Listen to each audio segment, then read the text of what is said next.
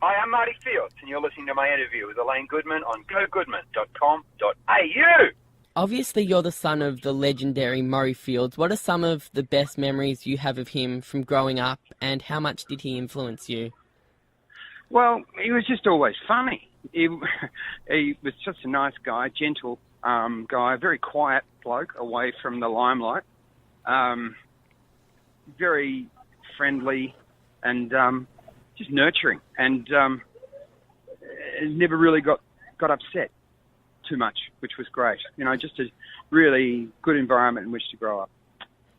Was it hard growing up with a father that was in the spotlight and everybody expected him to be funny? Well, no, Dad was more known as an actor rather than a comedian. It was only in the late... He started out as a musician, and then Mum, who was in charge of a big touring show, she's got a much bigger background in comedy than my dad. My mum worked in the Thule with all the big names, went over to England and worked with them, because she was what's called a straightie, or a person that works with a comic to make the comics funny. And she was very, very much in demand as that. And she was producing a show called Sawley's Review Company, which was touring all over Australia. She'd just come back from England and been brought back to do that. And Dad auditioned with his partner as a musical act with a few jokes thrown in. And she said, their singing's great, their comedy's terrible, I think we can teach them, let's book them. So they joined it, and it was a bit like a travelling circus for 7 years all over Australia. And during that time, they fell in love and got married. But she taught him everything he knew about comedy. But he found himself to be a very good actor and started getting jobs with Crawford. He was one of the detectives in Homicide. He was in all the major Crawford stuff, and then he scored Bellbird as John Quinney, and that was a 12-year run. And that's where he really honed his craft, working around very, very good actors. And then from there, basically, he was known more as an actor than a comedian, but it was his background in comedy that scored him the role on Hey Hey in The Great Aussie Joke, which brought his comedy thing back into the limelight. So it was obvious to me that it didn't really matter what he did off stage or how he earned his money off stage, or if you know what I mean. It was what was currently the most popular thing in the major media that people perceived him as being famous for. I've been watching quite a few YouTube videos of some of his jokes from Hey Hey. Do you have a favourite joke? My favourite joke that I've heard was the one about the psychiatrist and the fishbowl, and that was brilliant. Do you have a favourite joke of his from his days on Hey Hey and when you were alongside him? Not really. No, comedians don't really think that, though. We don't really have a favourite. Like, ask somebody at Cadbury what their favourite chocolate is. It doesn't work like that. Fair enough. Now, you're a renowned comedian, actor, musician, MC, and author. What draws you to each of these entertainment elements, or is it because your parents were involved in most of them that you kind of picked up on each one as well? Well, I was born with a lot of musical ability. I can't take any credit for that. I've got perfect pitch. I'm a really good piano player, as was Dad and his sister. So that's a genetic thing. The comedy thing just comes from being around funny people my whole life. I was always funny because people say, oh, how come, why are you so funny? How do you say, when I say it, it's not funny. And when you say it, it's funny. And I say, it's like if you were Greek and you grew up in a Greek household, even though you might have been born in Australia, you'll speak with a Greek accent, even though you weren't born there. My parents were comedians, so I speak with a comedy accent. You just learn how to say things funny. So the comedy thing, as far as pub comedy and that sort of stuff, that's pretty easy. I mean, these are rooms designed for comedy, and that's, it's pretty easy to kill in those kind of rooms. But when you go into corporate, that's the genuine challenge. The money's bigger, but the crowd's tougher. And demands and crowds are tougher because you're working to an involuntary audience. They're not there to see you. They're there for their job. They're there because they have to be. They're there because they might have just found out half of them getting the arse tomorrow. But then they bring you on to try and lighten the mood. So if you're not good at what you do, you're going to be in trouble. But again, the demands of corporate, a lot of comedians will not change. You hired me, this is what you get. I'm going to drop the F-bomb, I'm going to do this, and bad luck if you don't like it. Those guys don't survive in corporate. You have to take on the values of your client and basically work representing them on stage. And that's That's the trick to corporate. If you can take the worry out of it from an event organizer or a corporate client's mind, then you're going to get a lot more work. Now, let's take a bit of a step backwards. Acting and music both came early on, I read, but let's start with acting. You started acting at 7 years old. Were you pushed into it at all? Not at all, simply because I was around it. Dad was working at the ABC doing Velvet, and it was a case of, we need a kid. Hey, there's a kid. So I'd gone with Dad and got a gig, and it kind of started from there. And again, being around actors, you learn how to act. You learn, the basic fundamentals of acting. I've never actually done an acting class, and, I've won awards as an actor. And it's only purely by watching and kind of getting your mind onto it. And when you're given a line and you've got to do it on stage or on camera, the trick is just look them in the eye and tell them the truth. Just believe what it is you're saying. It's common sense. So that's sort of where the acting thing started and how it kept going. The music thing, as I said, that was a lot of study. That was 16 years at the conservatorium from the age of 4 and doing piano bar from the age of 14 right through till... Well, I still do a bit of music at corporate gigs now. Just walking in traffic. You caught me on the run, mate. Hey, we're coming up to Christmas. And then, of course, New Year's Eve, and I'm terrified about New Year's Eve because I get old anxiety. Were you one of those... Hey, I can go slower if it helps. Sorry? Forget it. Go on. Go on. I want to use... I don't know if the term child actor is the right term here, but were you one of those child actors that was going to auditions once you got into acting every week? And were you homeschooled at all? Or did you have a really normal life with acting on the side? No, I had a very normal life. Most acting gigs for those days for kids, they rehearsed after school and did the majority of the shoot during Christmas or mid-year holidays.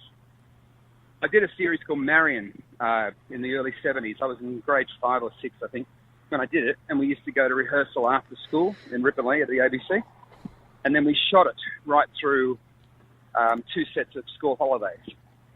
And, it was great. A lot of good actors were in that. John Waters, Sally Connor, Helen Morse, lots and lots of actors and lots of kid actors who've gone on to bigger things too. Kerry Armstrong. It's good. It's fun to do. It's a bit of hard work.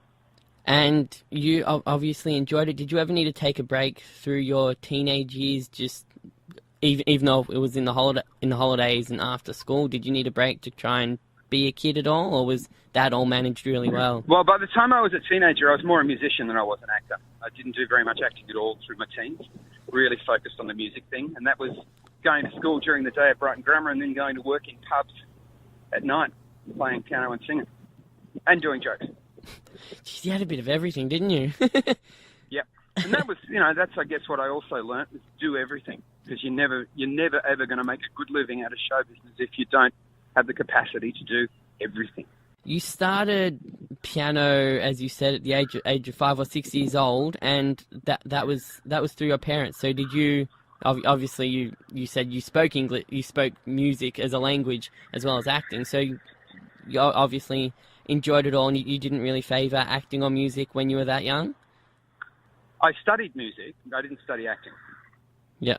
I studied music. I was going to the Melbourne Conservatorium by the time I was 5. I had 6 months of lessons when I was 4 with an old alcoholic lady who lived around the corner from us, and if you got there a little bit late for your lesson, she'd be unconscious in the hallway.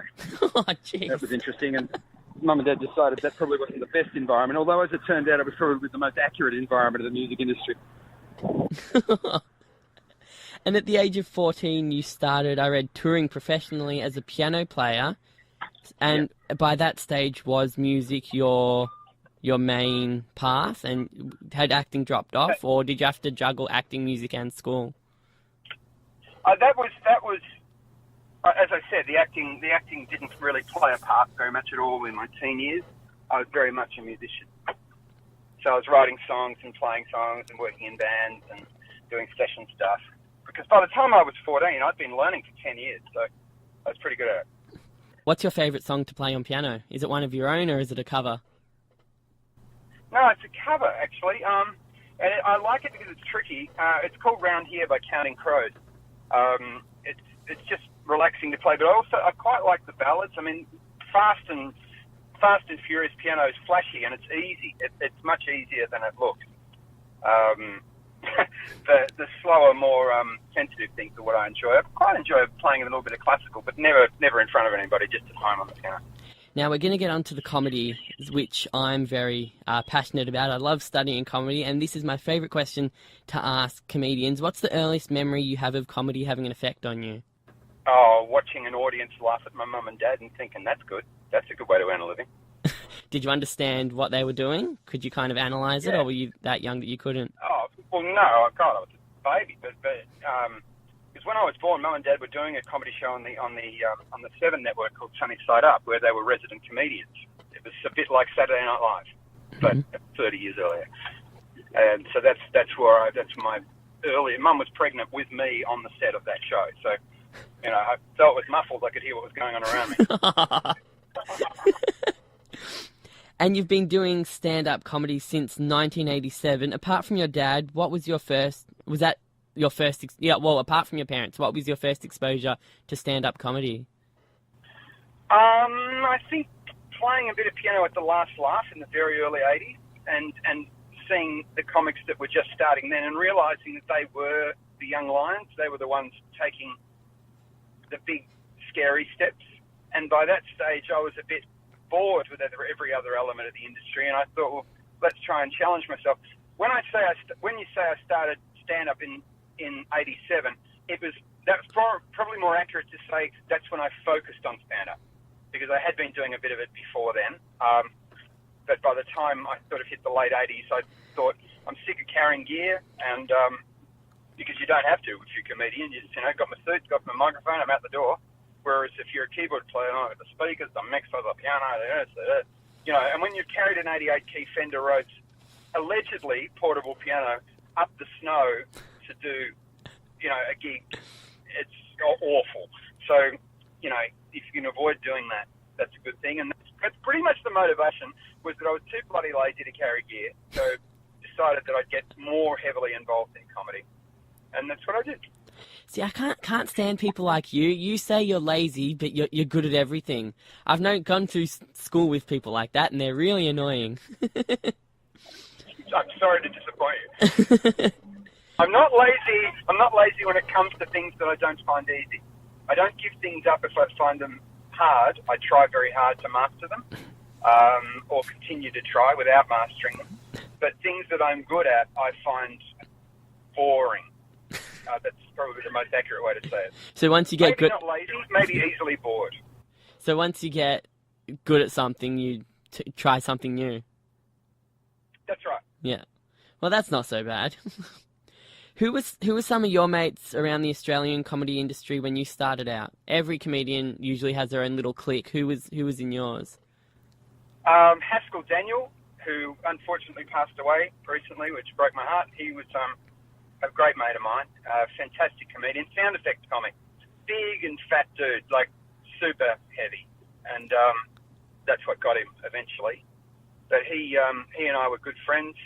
I hung around with Tommy Johnson quite a bit back in the day. Richard Stubbs a little bit, Vince Sereni a little bit. Chris Franklin and I were good mates for a long time. I'm a bloke, I'm not that guy. Yeah. He lives in Perth. He's not around much anymore. I still keep in touch with him a bit. Sid Halen Jr., he was the son of Sid Halen, obviously, who did Sunny Side Up with Mum and Dad, so I grew up with him. The Newman family, who ran Tiki & John's and still run Dracula's, their boys and I grew up together. We were very good mates too, and they were terrific performers, but now they're too busy running these theatre restaurants, and they're both fantastic. There's one in Melbourne and one on the Gold Coast. I don't know anyone who hasn't been to Dracula's. I've been to Dracula's, yeah. Yeah, well, they run those, and they're able to do anything in the show as well, which is important. Did you grow up around Graham Kennedy? Were your parents and Graham Kennedy good friends? Yeah, they knew each other fairly well, although Graham was with Channel 9 and Mum and Dad were with Channel 7. So we didn't actually see him much, but I met him a couple of times as a child. And he was lovely, very nice guy.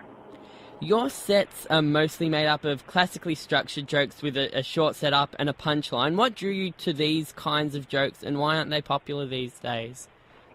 High laugh rate is why I go there. I get probably more laughs out of an audience than most comedians you'd see, because there's not one unnecessary word in my act. If you saw me, you'd probably notice that.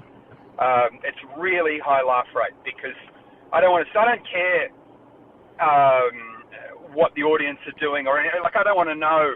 I don't come out, hey, how you doing? What's up? You know, hey, you guys going? Been a good night? None of that crap. My first sentence is a joke, because they're there to see comedy. So that's what I do, and that's what draws me to it. I think the other style is just filling time. The more laughs you can get into a 30 or 40-minute spot, then the more value you're giving the audience. And I think that style is popular, but it's harder, because you've got to come up with more material. I mean, every one of those jokes is the result of 100 jokes that weren't funny enough to make it in. And you've got to write and learn and, you know, and evolve each gag and everything.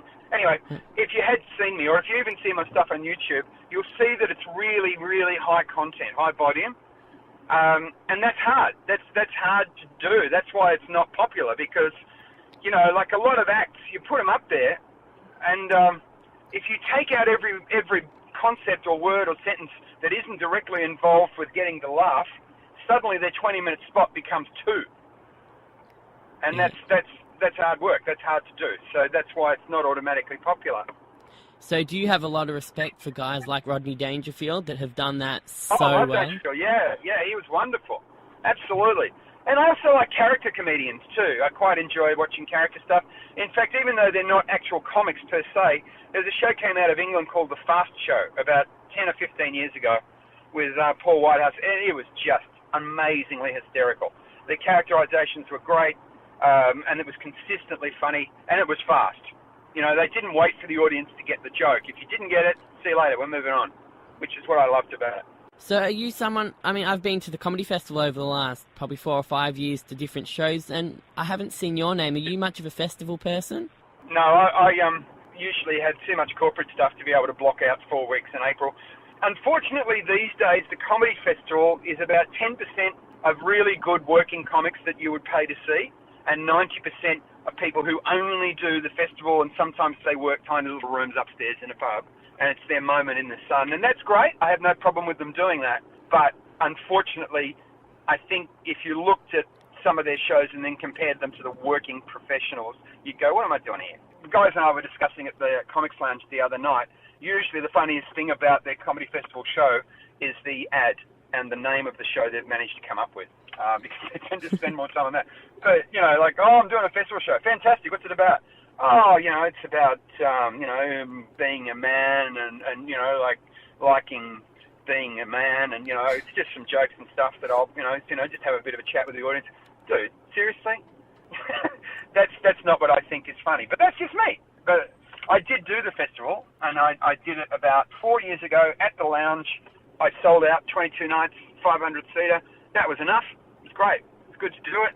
And again, as I said, if people want to do the festival and want to go to the festival, that's fantastic. Go there, support it.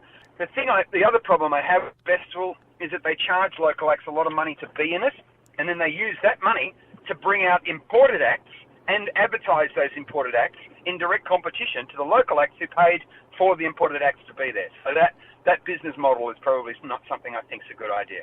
You were a regular with your father on Hey Hey It's Saturday for many years. What made that show special? And more importantly, why doesn't that format of TV show survive in Australia today? The first part of the question, what made it special, was the variety and the recognisability and familiarity with the people who kept coming back. But you didn't see them for the whole show. Like, you'd see Molly for 5 minutes, or you'd see Gilbo for 5 minutes, or you'd see me for 5 minutes. And it was a compilation of 65-minute bits, if you know what I mean, kind of overlapping. But it was bubbling along, it was moving, it was fast-paced, and you never knew what was going to happen. Because it might not have been live to air, but it was always live to tape. So we might have shot it one time on a Thursday night, but we didn't stop the camera. It was as if you were watching it live. It was just that some people's availability on weekends made it impractical. So it's a great show to do. It was a huge opportunity for Daryl to give me. People said, oh, you only got that job because of your father. I actually got it despite my father, you know, because it was a big risk. It was setting ourselves up for a big fail. And Daryl had seen a lot of my work and realised that I knew a lot about jokes and stuff by that stage, and decided to give me the gig, because that's really what it was. It wasn't so much our spot was the Great Aussie Joke, and it was about jokes. You had to know a lot about jokes, and you had to be able to deliver a joke rather than do a routine. It was a gag that had a beginning, a middle, and an end, and you had to sell it, and that was the trick. And then we did comic relief, which was even more balls out because we sit on stools in front of the audience and they throw topics at us. Yeah, so was that planned, or they just threw random topics out and you had to quickly come up with a joke about that topic? Random topics, and you had to come up. That's why your knowledge of database of jokes had to be so vast, because the parameters on live TV at 6:30 on a Saturday night, family viewing time, so it had to be short, sharp, clean, family-friendly, and most of all, funny. And then you had to think of it within about 5 seconds. So that was pretty hard. That was a very testing little spot. The second half of your question, it's too expensive to produce it now. Hey Hey didn't go off air because it wasn't good enough or it wasn't rating. It was rating massively. It went off air because Channel 9 asked Daryl to do it for cheaper, and he didn't want to. So if you look at America, they've got talk shows, variety shows through the roof. Why can't we get even one? Because since they have Rove? 320 million people. That's why? Yeah, well, what's an ad cost on Saturday night on Channel 9? Maybe $8,000. That's just a guess. At 8 o'clock on a Saturday night in America, let's talk $200,000. But even though these shows are pre-recorded, they air at like 11 o'clock, 11:30 at night in America. Is it still that expensive to get an ad? Yeah, because they're hugely popular. Hugely popular. But, you know, it's just a weight of numbers. They just have more money in the industry. And in England, same story. But in England, they have to buy a TV license. I don't know if you knew that. Huh? Yeah, they have to buy a license to actually watch the BBC and stuff. It's very odd. So it's not like cable TV. You actually have to buy a license just to watch the BBC. Yeah. Huh. I'm not sure if that's the case now, but it certainly used to be. And then, of course, you've got all the people paying for cable TV. That money filters through the industry. A lot of those shows that you see are actually cable-based.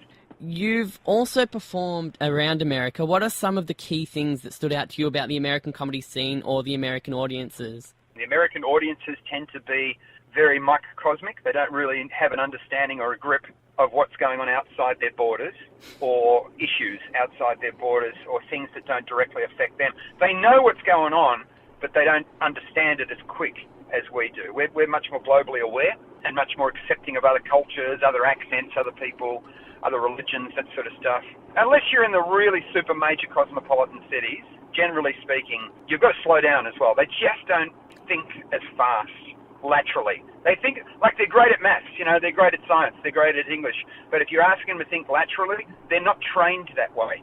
I'm saying generally, this is not, there are always going to be exceptions to that rule, and very clever people who can think off their back foot in an instant, and that's the same with any culture. But generally across the board, I don't think America's culture promotes lateral thinking. And did you get much of a taste of the American comedy scene and meet many comedians that have travelled around America? What was your impression compared to Australia?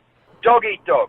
And they're no better than us. There's no doubt about it. But where if you go to a comedy night, there might be 2 guys here that are amazing, 4 guys that are, I'm saying guys as being guy or girl, I'm just using the word guy, that are reasonable, and 10 in the opening set that are awful, but are just trying to get stage time.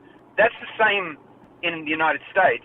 The ratio is the same. But there might be 20 guys who are amazing, 80 guys who are reasonable, and 400 dudes who are awful. It's the same thing in every city, but the ratio doesn't change. It's just the numbers are bigger, and they're all trying to get at top of that heap. So there's very little camaraderie that actually results in genuine help. Like, they'll say hey and stuff, but they wouldn't ever think to give you a gig as long as your ass pointed to the ground, because it's just not the way that they understand the industry to be. Well, if you look You've got to fight for your opportunities. If you look at someone like Rodney Dangerfield, he helped a lot of the younger comedians out that are big today. So someone like him, maybe he's unique in that way. There's not a lot of that around. Obviously there wouldn't be, because that's bad for your own business, but is there not a lot of that camaraderie around these days? Yeah, there is, and not so much in the US though. And don't forget, Dangerfield was running a business. He had his club. So it was to his advantage to get these people that he thought were good on at his club. But, you know, don't make any mistake, he was the boss, and they were picking up crumbs around him. You know, he'd done his time in an era where comedy was harder, and guys like Woody Allen and Dangerfield and Milton Berle and stuff were out there doing tours and doing shows and working Vegas and Atlantic City and the Catskills and that sort of stuff. The comedians weren't revered at all. They were viewed as quite low on the pecking order, and that's why they were tough, you know, and they had to be hard and tough, and I think that's where their attitudes kind of carried over to other comedies. But they help people once they were very, very secure in their own world and their own business. And that's great. You know, we do the same here. I try and help a lot of young comedians. I did a workshop a couple of weeks ago at the Comics Lounge, just basically focusing on how to make a transition from comedy in pubs to corporate, where the real challenge is. And it was a very interesting experience to talk to them. And you help people. Like, I throw work out quite a lot that I can't do, because I'm very, very busy. And if there's a young person who's working their way up and I really think they've got promise and they can work clean, then I'm going to give them work. As an experienced, well-travelled comedian, who are some of the up-and-coming local or international comedians that you're excited about? I must say I really don't look at it. Like, I don't go and see other acts very much because corporate's quite a lonely world. You know what I mean? Like, you'd be hired to do an event and there's no other comedian at that event, so you don't see them. So I don't get to the only time I get into the clubs is usually after I've finished work, or if I'm actually working there as the headline, and then you see the people under you. But I know those guys, the ones that are on the bill underneath me, and you know, they're all really solid.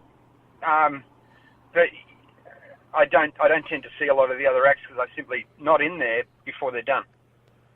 And I go in there to hang out with the guys who run the place because they're mates, and that's just a nice place to sort of wind down and have a drink after gigs. So you've talked a lot about the corporate gigs. What's been the hardest corporate gig for you? And do you get to mingle with the people afterwards? Are you expected to stick around and kind of mingle with all the people in the business? No, not usually. Beforehand, like you'll have dinner with them and stuff. Is when you tend to hang out with them the most. But you do a lot of work with the client. You know, beforehand, working out exactly what it is they want, and you know, that sort of stuff. But as far as really kind of hanging out with the audiences, no, not too much. I guess the hardest one, the hardest one is the next one. That's the best way to put it, because once it's over, and you don't really focus on what has been, basically. And then, it's a lot depends on your introduction. I worked for Ford a couple of years ago, and the guy on before me had said, look, as you know, we've got our troubles, and you're also aware that half of you won't be here on Monday. That's the way it's going to be. But to lighten the mood, please welcome the comedy stylings of Marty Fields. That was great. Oh, man, that'd be tough. Do you ever feel threatened? As you mentioned, there are a lot of comics coming through, and a lot of them, you said, are mediocre. There's a few of them that are very good, but do you ever get threatened by the amount of comics coming through the scene? No, God, no. No? The more the merrier. You know, my goal is for the comedy industry to be better. So if there are people coming through that are great, that's just wonderful. That's fantastic. You know, there's plenty of room for a lot of us to get work. I think the problem lies when people think they, you know, understand what a good comedian is and book somebody based off having seen 3 minutes on YouTube, not realizing that's the only decent 3 minutes they've got. They book them, they suck, everybody complains about the event and says that is shit, let's never get a comedian again, and there's that client gone to everybody. I'd much rather them, you know, see someone, book them, they're fantastic, oh, it was great, let's get comedy again next year. They won't get the same guy, they might get me. Someone who's a veteran. You've done comedy through TV, radio, and print. You've written a few books as well. Which one is your favourite platform, and which one is the easiest to be funny through? My favourite thing I've done was writing for the Herald Sun. That was terrific. It was really challenging, writing a weekly column, trying to find the funny side of all the news that had gone in the week. But the reason why it was challenging, I mean, you can write 100 stories about the news, and they'll be funny, but you had to meet the parameters of the Herald Sun and the Herald Sun readership. So that was the primary challenge. I mean, if you're not funny, you shouldn't be a comedian. But it was all the other elements that made it challenging and fun. So yeah, I really like that. I love the instantaneous reaction of working in a live comedy environment. That's great, particularly if you're trying a new gag and it works. It's wonderful. You know, it's so gratifying. because you've basically carved it and you thought, I think it's going to work. And at the other end of the scale, you get up there and you open with one that you think is absolutely sensational, and it falls on its ass. That's quite disturbing as well. And then it's all downhill. I tell a lot of the young guys, if you're ever going to try a new joke on stage, make sure right after it you've got one ready to go that you know kills. Yeah. Just in case the one you think is going to kill doesn't. And which platform is the easiest for you to be funny on? Which one can you just sit back and you know that people are going to appreciate your humour? Which platform? Oh, look, you never know. That's and if you ever find or interview a comedian who says, when I walk on stage, I know I'm going to kill, then you just know that they're really not that serious about what they do, because it's like playing footy at an AFL level. If you say, we're playing Carlton today or playing whoever is not very good, we'll kill them. What professional would ever walk into a work environment thinking that? Well, they can't say that in public, but you don't know whether they're thinking that or not. No, even if you think that, you're not going to be at your best. Yeah. If you haven't got, even after all this time, 35 years of doing jokes in front of people, a lot of whom didn't want to hear any, if you haven't got butterflies in your tummy every time you walk on stage, then you really should change jobs. That's my feeling about doing interviews and interviewing people who have a lot more life experience than me. So that's why I do it. You're a man of many talents, as we've discussed. Do you have any tips in terms of time management that have helped you maintain all these aspects of your life? Do most of your work in the morning. It's when your brain works better. Allocate a certain amount of time each day to your job. It's easy to do that if all you're doing is your job. Like if you're working at a factory or something, it's no good saying I allocate 9 to 5 to working at the factory. It's the friggin' time you're supposed to be at the factory. It's not that hard to do. But I mean, if you're an artist or somebody in the arts, allocate at least an hour a day to just working on your craft in one way or another. And whether that means ringing around trying to get work, or writing jokes or material or songs or whatever it is that you do, just allocate at least an hour a day to working on that element. Physical fitness is very, very important. I see a lot of comedians who genuinely get tired in the middle of their set, particularly as you get older. And, for example, my style of comedy is very high impact, high laugh rate, so there's not a lot of time to breathe. So you've got to have good lung capacity. Don't smoke. You've got to look after yourself, mentally and physically. And mental illness plays a big role in our industry, unfortunately, and most of us are struck down with some form of it. My demon is anxiety, and I deal with that. So you've got to work on yourself in every way, every day, mentally, physically, spiritually, I suppose. And just when you walk on stage, you need to be the best you can be. So effectively devote your days to creating that best. I follow you on Facebook and your other social media. Oh, you're the one. Oh, yeah, right. No, there's quite a few people that do follow you on social media. And on Facebook, I love a lot of your jokes. I share a lot of them. But you sometimes get a bit of flack for some of them. How do you deal with abusive people online? Does it affect you at all? Couldn't care less. No? Absolutely could not care less. Cowards, keyboard warriors, never achieved a thing in their own life and find a lot more self-worth than just trying to throw pot shots from the safety of behind their locked door. They would never say anything to you face-to-face because they're weak. And if they did say something to you face-to-face, you'd be able to counter it with something that asked them why they were saying that. What were they all hoping to gain? If they say something, usually it's just nothing. You're a terrible, what a shit joke or blah, blah, blah. I usually go, that's fantastic. Thank you. I'll love to come and see your work. Let's just, and please invite me to one of your gigs because clearly you're an authority on comedy and I can't wait to see your work. That sort of stuff. But they just sit there and take pot shots. They're like a kid with a gun. They don't know what they're doing. And at the end of the day, people say, you're only doing that to try and get followers. Who cares? I don't care if I've got one follower of 10 million. I mean, some of my jokes get millions of views and likes and stuff, but I don't care. It doesn't mean anything. Social media is utterly intangible. It doesn't mean anything. Unless you're in the business of marketing, that's the only real value social media has. Opinions on social media are utterly irrelevant. Much more relevant is my audience's opinion that I'm working in front of tonight. That's what I'd listen to. If someone yelled out in the audience, "You suck," you would come back to them with something that would be very funny. You could just say, "Thanks for your money." They would go, yes, well, or something that was funny. That's why I'm not on the scene yet. No, good luck though. And that then becomes something. But again, I don't leave any room for hecklers. They're going to butt in if a joke flops. That's the time a heckler goes, "Oh, it's my chance for a moment in the sun. That guy, his joke just died and it's an awkward silence, so let me yell something out." That doesn't happen. You just can't let that happen. So without those moments, you don't really get hecklers. And if you do, you've got a library of killer lines that shut them up. And get a big... The trick in handling hecklers, I would always suggest to young comics, is not to abuse them, but to get laughs out of them. And if you can do that, you'll go well. So you make it sound like there's a science to stand-up comedy. Do all comedians understand that?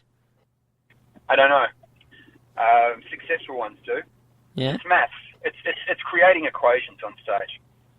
So do you like social media? I mean, do you appreciate that you do get likes and comments and things, even though obviously all your money comes from people that come to your shows? How important to you is social media?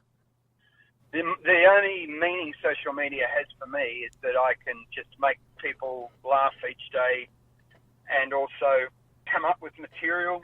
The process of doing the gags for Facebook and Twitter and my page, Marty Fields, I mean, I've got thousands of people who follow me because I'm consistently funny. I mean, you follow me, if it's not funny, I don't put it up there. Yeah. So there's like 3 levels of jokes that I come up with. Ones that I just use to wipe my butt with. The second group are ones that are funny enough for Facebook, but not funny enough to do on stage. Or maybe they're really funny, but they just don't transfer into verbal format. They're much better on the page. They're written. It just sounds better in the reader's head than it is in the reader's ear. So you get to kind of know the difference there. And from time to time, you'll come up with something for that, and you go, "You know what, that's too good. I'm going to try that on stage." And so that's the purpose of it for me. Entertain the people. I don't get anything out of them at all. Occasionally they'll go, "You brighten my day." Occasionally I'll get a private message from someone saying, "I've been suffering severe depression, and you were actually the reason I get out of bed in the morning to read the stuff that you've done over the last 24 hours. And I just wanted to thank you." And, that's beautiful. That's great. It means a lot. That's probably one of the few things that actually means something on social media. The fact that you're able just to reach into someone's world and put a smile on their face, which is that's what I do for a job. So that's great to do that. So do you ever get someone to proofread your jokes or get a second opinion whether one of your jokes is good enough for social media or it should go on stage? No. Social media is the guide. No, they, you get to have a pretty good filter in your own head. You know what's funny. It's a bit like being able to recognise an accent or a food or a taste or a colour. If I put something in your mouth, you'd be able to tell me what it was. Yeah. It's a bit like if I do a joke, I can tell you it's funny or not. Or what needs to happen to it, like it needs a pinch more salt or a little bit less this. You know what I mean? It's like that. So you become pretty good at self-critical, self-judging. It's easy. But, I mean, I guess if there was a purpose of social media from that side of it, if a joke gets a lot of likes and a lot of comments and stuff, and very, very occasionally you'll get someone actually commenting, making the joke actually funnier. And I will write back to them going, "Oh, dude, that is hilarious. Thank you. I might just sort of use that if that's all right." It doesn't happen much though. You're a hard taskmaster, Marty. Well, you got to be, pal. I mean, you got to be. What's your career highlight so far? Is it writing for the Herald Sun, or is there something that trumps that as well? Oh no, the career highlight was doing the big stage musicals in the 90s and the 2000s. They were massive. They were fun to do. So good. And the great thing about it is that you're working with a group of people. You weren't on your own. And what's still on your bucket list? Look, I'm pretty satisfied with my world. I don't want to set expectations or goals. It's just basically just keep working hard, keep evolving, keep improving, and keep trying to take opportunities. I don't know what's going to happen in an hour. The phone might ring and they might say, you know, we've been looking at you and we'd like you to host this talk show or something like that. You don't know. That sort of stuff does happen from time to time. It happened a couple of months ago. An opportunity came up, and I can't talk about it, unfortunately, but it was an amazingly out of left field, fantastic opportunity, which I'm taking up, which is great. So they're following it through, and we'll see the results very soon?